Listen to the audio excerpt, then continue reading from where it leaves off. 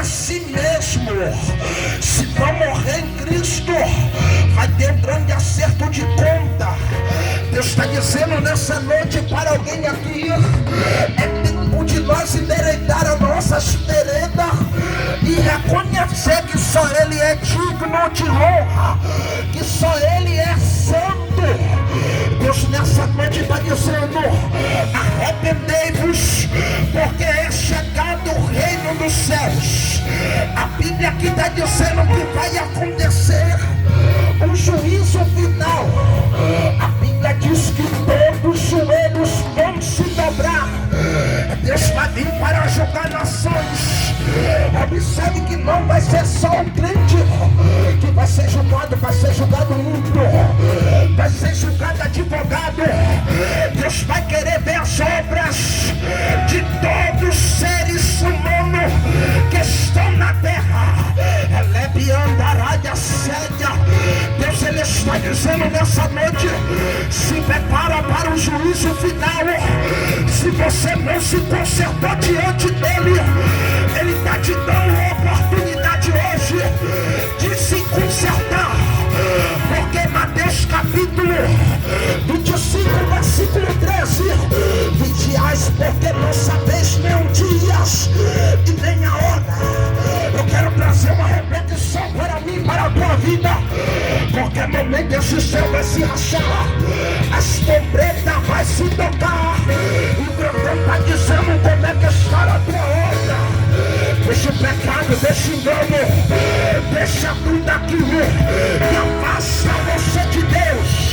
A Bíblia diz que o salário do pecado é a morte, e tem muitos que estão leve, andará de assédia, tem muitos que estão indo para a beira da morte. A Bíblia diz que é para o homem se examinar, e Deus está dizendo: se examina hoje, renuncia hoje, porque o pecado, ele separa o homem.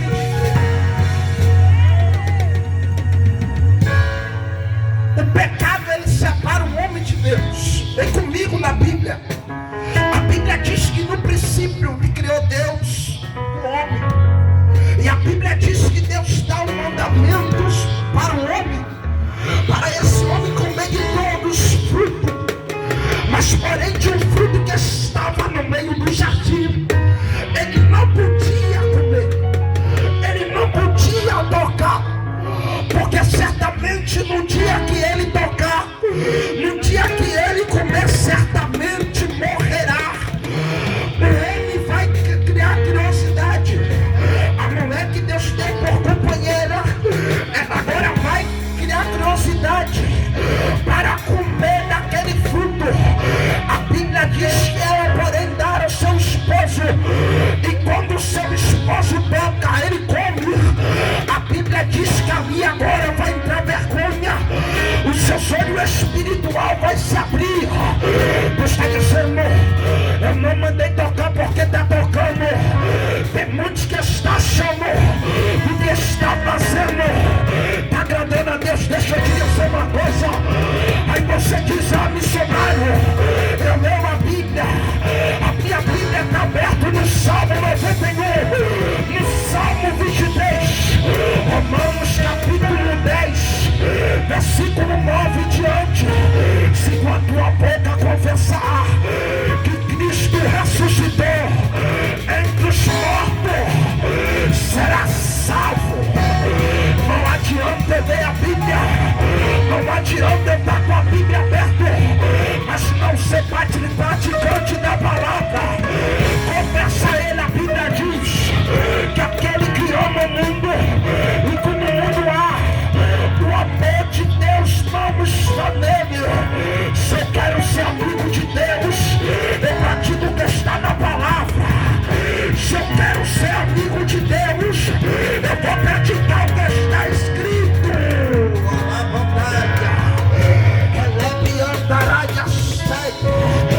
Eu estou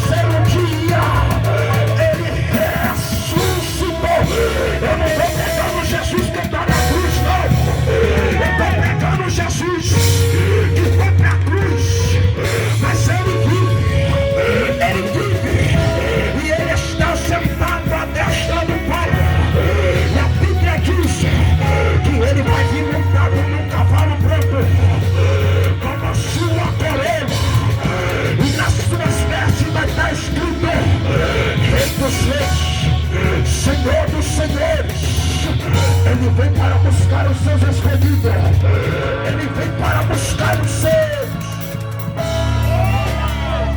Só que a Bíblia diz que muitos são chamados, mas poucos são escolhidos.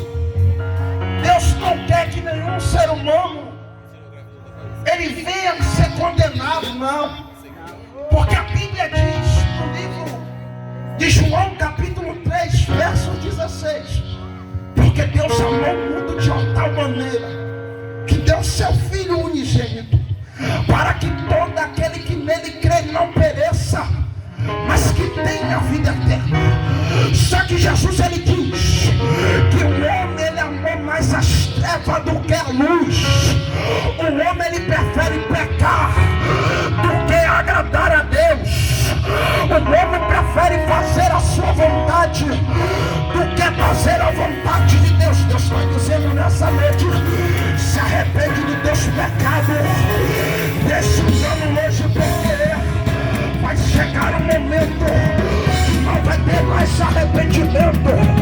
A Bíblia diz que se nós pecar, teremos um advogado no céu. Mas porque Jesus nesse momento ele está como advogado, mas segura, vai chegar um tempo que ele vai vir como juiz.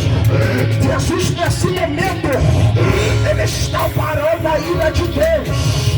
Ele está vendo você cometer pecado e está dizendo: perdoa ele, Pai, perdoa ela, Pai. Mas vai chegar o momento que o próprio Jesus vai se levantar do trono para julgar todas as nações, e o livro da vida vai se abrir, a obra vai ser mostrada. Porque tem muito que esconde do homem, mas ninguém se esconde de Deus.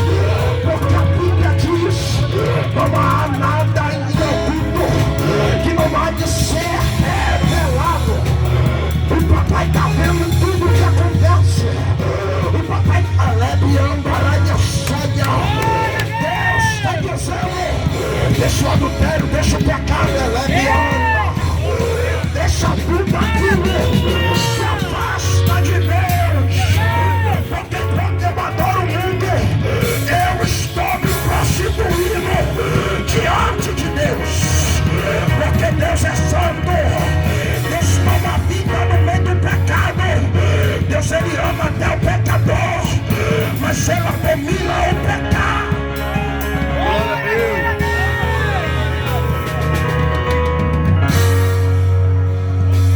Mas Jesus ele veio para chamar o pecador ao arrependimento. Jesus veio para que o pecador venha ser salvo. Mas muitos não querem Jesus. Você vai observar que a Bíblia diz que Jesus vem. Jesus começa a pregar em Jerusalém. Jesus começa a ministrar. Jesus começa a curar.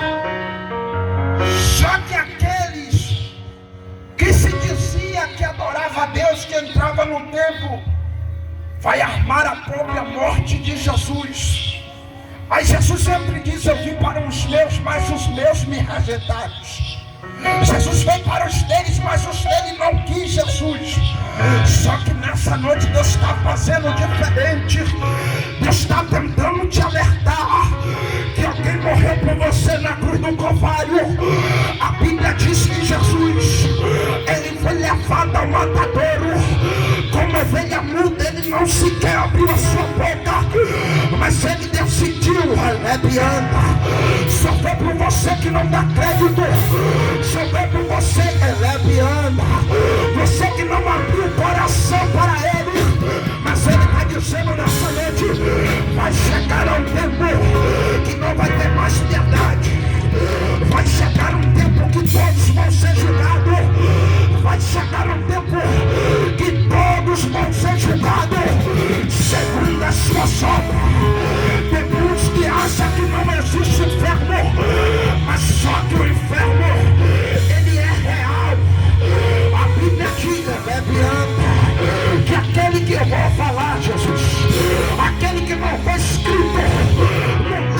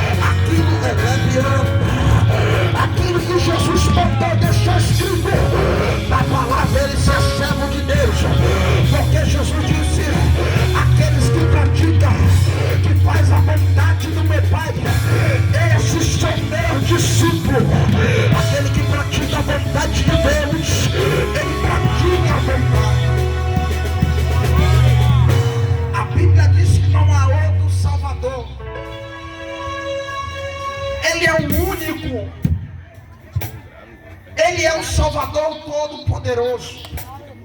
E tem muitos que acham que ainda tem outro Salvador. Não tem. Isso aí é mentira de Satanás querendo te iludir. É mentira de Satanás querendo botar engano em você. Porque só há um Todo-Poderoso. Só há Ele Todo-Poderoso que morreu por você.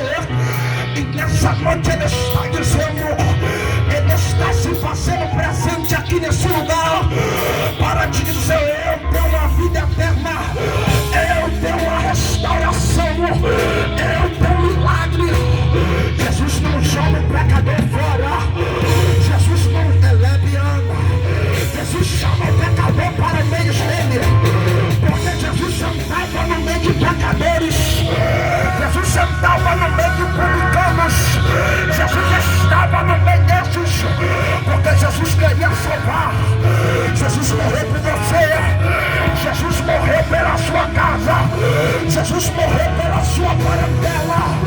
E se Ele morreu, Ele merece reverência. E tem muitos que não fazem a vontade de Deus hoje. Tem muitos que não agradam os sonhos de Deus. Só que vai chegar um tempo que Ele vai se levantar para ajudar cada um. O apóstolo Paulo diz que tudo em mim é lícito, mas nem tudo me convém.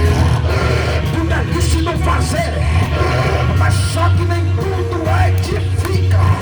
Escolhe aquilo que edifica. E o que edifica é a palavra, é a palavra.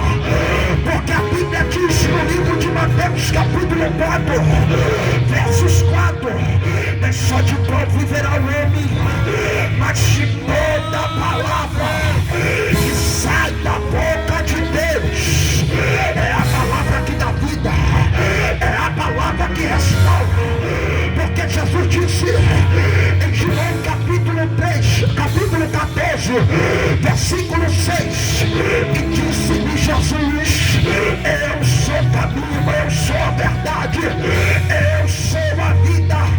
Ninguém vem ao Pai senão por mim. Se hoje você está de pé, porque foi um preço pago por você. Em Romanos capítulo 3, versículo 23, o texto diz: e todos pecaram, e por isso foram separados da glória de Deus. Não tinha mais salvação para você, não tinha mais jeito, mas só que Cristo escolheu morrer por você. Cristo decidiu morrer por você, então Ele merece reverência. Glória a Deus! Cristo morreu por você na cruz do Calvário. Você vai observar que quando Jesus está orando, a Bíblia diz que Jesus ele conversa com o Pai e diz: Pai, se for possível, passa de mim esse cálice, mas que todavia seja feita a tua vontade. Jesus estava querendo dizer que, Pai, se fosse a vontade dele, ele não conseguiria. Mas Deus deu graça para ele, porque quando Jesus estava orando, Jesus já estava sentindo a aflição. Porque a Bíblia diz que quando Jesus ora, ele começa a suar, e o seu suor começa a se transformar em sangue, porque ele já estava sentindo a aflição das dores de todos. Porque a Bíblia diz que as nossas dores, as nossas enfermidades foi lançada com ele na cruz. Enquanto Jesus estava crucificado, que a Bíblia diz que houve trevas sobre a face da terra, Jesus clama a Deus porque os nossos pecados foi lançado naquele momento. E Deus é santo, Deus estava, Deus não habita no meio do pecado. Deus deixou Jesus se sentir só, mas quando Jesus clama: Deus meu, por que me desamparaste? Jesus naquele momento estava se sentindo na cruz sozinho. Só que Deus não o abandonou. É porque Deus se distanciou por causa do pecado. Entenda, o pecado ele faz separação. Quando Adão peca, ele vai ficar afastado de Deus. Deus desce no meio do jardim. A Bíblia diz que Deus começa a chamar Adão. perdido. Mas quando Adão se aparece diante de Deus e diz: ouvi a tua voz no meio do jardim e me escondi porque estava nu. Aí Deus vai olhar para ele e pergunta: quem disseste, Adão, que você estava nu? Ele disse: a mulher elepiando. A mulher que tu me deste, ela me deu do fruto para me comer. A mulher vai jogar para a serpente me domou. Só que aí eu analiso no texto e olho que Adão não quis assumir a sua culpa. Adão é leviano. Adão não quis reconhecer o seu erro. Adão não quis reconhecer: eu pequei verdadeiramente. Porque Deus disse: não comeis desse fruto. A sua mulher deu, ele comeu.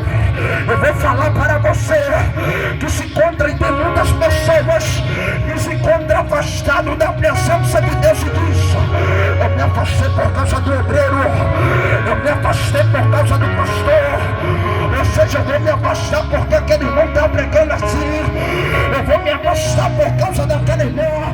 Deixa eu te dizer uma coisa, meu filho, deixa eu te dizer uma coisa, minha filha: quem morreu pela sua vida não foi o pastor, quem morreu por você não foi o obreiro, quem morreu por você foi Jesus.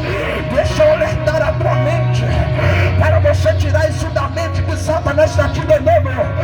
Jesus, ele está sentado no meio do seu discípulo e ele olha para o discípulo e diz: serei odiado por muito por causa do meu nome, por causa da palavra de Deus.